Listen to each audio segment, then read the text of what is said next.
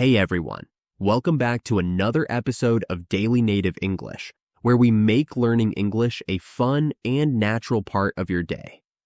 So, let me ask, have you ever noticed how it's so easy to play a game for hours, but learning English feels harder to keep up with? Oh, absolutely. Games just make us want to keep playing, right? But English? It doesn't feel the same way. You know what? Our brains actually like the little rewards games give us.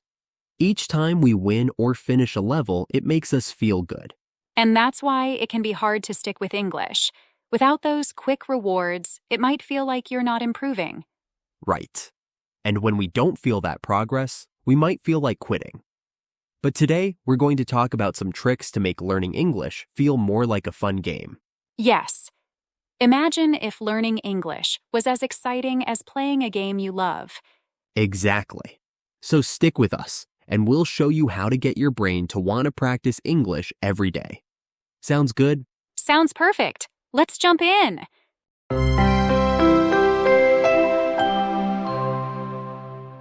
All right, so why does sticking with English feel so tough sometimes, especially if it's not your first language?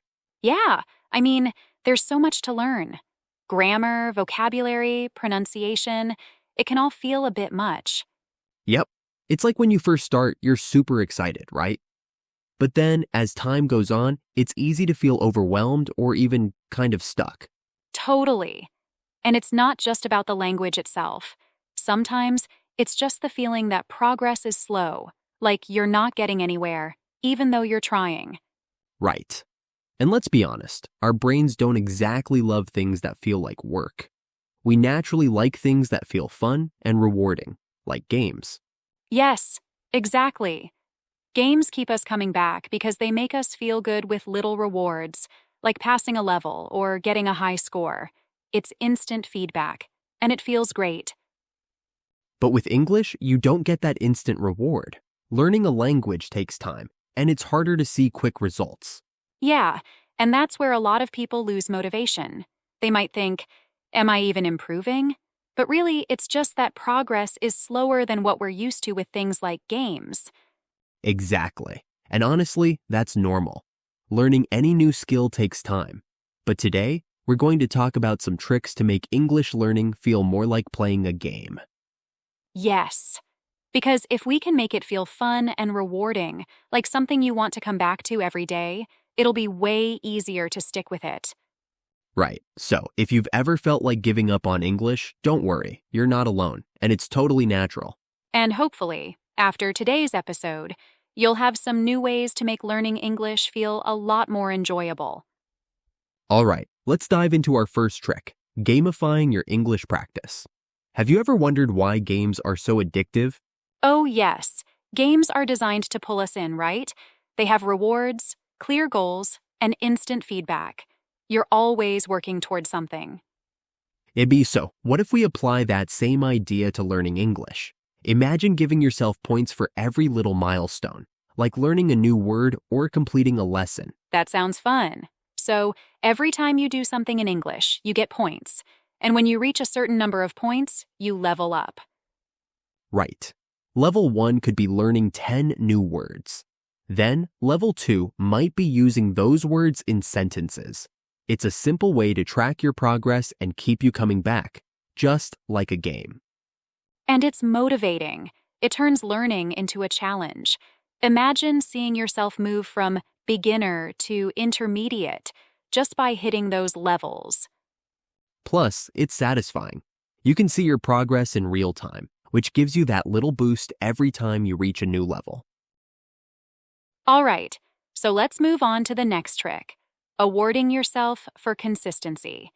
This one's all about keeping the habit going. Yes. In games, you get rewarded for logging in every day or completing challenges. It could be rare items, bonuses, something special for staying consistent. So, why not do the same for English? Every time you hit a milestone, like practicing every day for a week, you give yourself a little reward. Maybe you treat yourself to a favorite snack or watch an episode of your favorite show. The idea is to make consistency feel like a win. I love that. It keeps you looking forward to something. And the best part is, you're building the habit of learning a little each day. Right. So every time you keep up with your practice, you're actually giving yourself a reward to look forward to. All right, on to the next one. Setting realistic, achievable goals. This is just like leveling up in a game. In games, they start easy, then slowly get harder. That way, players feel confident and capable. We can do the same with English. Start with small goals, like learning 10 new words a week or understanding a simple song. Each small goal gives you a win and boosts your confidence. And every time you reach a goal, it's like you're beating a level. Imagine the feeling when you understand a song or read a sentence without translating. That's such a good point. It's all about building confidence step by step, and each goal feels like a mini victory along the way. Now, let's dive into how building a routine around English can feel like going on an adventure with your own storyline and goals. Yes. Think of it like this. Every good game has a storyline, right? There's a journey with missions to complete. So, for learning English, we want to set up your own storyline.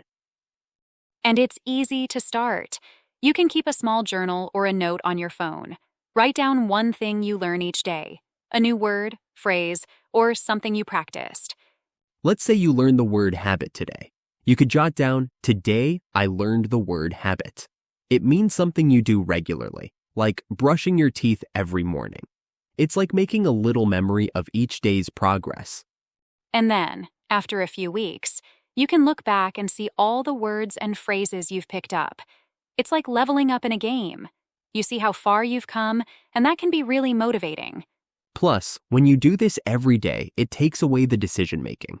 You don't have to think, should I study English today? Because it's already part of your day. That's key. You're not relying on motivation anymore. You've got a routine, and it's helping you move forward bit by bit. And for your missions, keep them small and achievable. For example, in the morning, learn one new word and use it in a sentence. That's it. One word each day. Right. You could even say, okay, my mission this week is to learn 10 new words. By the end of the week, you'll have added those words to your English toolkit. It doesn't have to be fancy. Simple daily steps make it easier to stay consistent. Imagine your English journey like a quest, with little missions every day. And every time you write down something new, you're adding to your progress story. It's a great way to see your growth in a way that feels rewarding. All right, so let's move to our final trick, using ChatGPT as your English buddy. Yes, chatting with an AI is a game changer. Think of it as a friend you can practice English with any time of day. Here's how you can make it part of your routine. Say you're learning new vocabulary. Try starting a conversation with ChatGPT using those words. For example, if you just learned the word curious, you could type, "Hey ChatGPT, I'm curious about your favorite books." Then, ChatGPT might reply with a list, and you're practicing without feeling any pressure. Well, you can even ask it things like, "Can you check my grammar?" Or, "Is there a better way to say this?" It's like having a personal English coach who's there whenever you need. And there's no judgment. ChatGPT isn't going to laugh if you make a mistake or correct you harshly. It's just going to help you improve. Think of it as your daily conversation buddy. Even if you chat with it for just 5 minutes a day, that's 5 minutes of extra practice you didn't have before. And over time, you'll start feeling more comfortable with your English. Those little chats add up. You'll start to see improvements in your confidence and fluency. So just to recap this last part, keep a journal to track your daily progress like a storyline, and use ChatGPT as a friendly, non-judgmental English buddy to practice speaking or writing anytime you want. We hope you found these tricks helpful. Try adding 1 or 2 to your routine and see how they work for you. Remember, learning English is a journey, so enjoy every small win along the way. And don't forget, keep it fun, keep it light, and keep moving forward. You're doing great. All right, before we wrap up, let's quickly recap what we've covered today. Yes. So we talked about a few tricks to make learning English more fun. First, we said you can make it feel like a game by giving yourself points or levels for completing tasks. This way, each new word or phrase you learn feels like a small win. Then we suggested rewarding yourself for being consistent, like doing something special if you've practiced every day for a week. It's a simple way to keep yourself motivated. And don't forget to set realistic goals. Just like a game gets harder as you go, start with small achievable steps and gradually add more as you improve. We also talked about creating a daily routine with a storyline, where you're on a journey to learn English bit by bit, tracking your progress each day. Finally, we introduced ChatGPT as your English buddy. You can practice speaking, writing, or even asking questions without any judgment. It's always there to help you practice in a relaxed way. Now, before we go, let's go over some of the key vocabulary from today's episode. These words will help you understand and talk about learning techniques.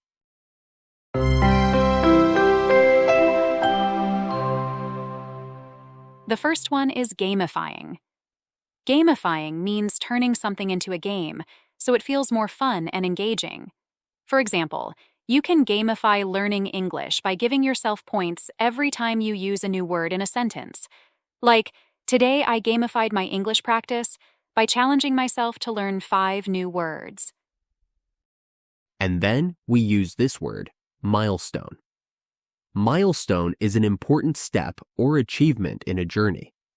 In English learning, reaching your first milestone might mean holding a conversation without switching to your native language. For example, speaking English during my job interview was a big milestone for me. Intermediate. Intermediate describes a level between beginner and advanced. If you're an intermediate learner, you know some basics but are still improving. Like, I'm an intermediate English speaker, so I can talk about simple topics but need more practice with complex sentences. Mini-victory. Mini-victory means a small success or achievement. These small wins help keep you motivated. For instance, learning how to order food in English was a mini-victory for me. It felt amazing. Storyline. Storyline is like a journey or sequence of events, similar to a story in a book or game. In learning, your storyline could be the goals you set and the progress you make. For example, my English learning storyline started with basic words and now includes real conversations. And finally, judgmental means being critical or overly focused on mistakes. In English practice, it's helpful to avoid judgmental thoughts about yourself. You could say, ChatGPT isn't judgmental, so I feel comfortable practicing my English with it.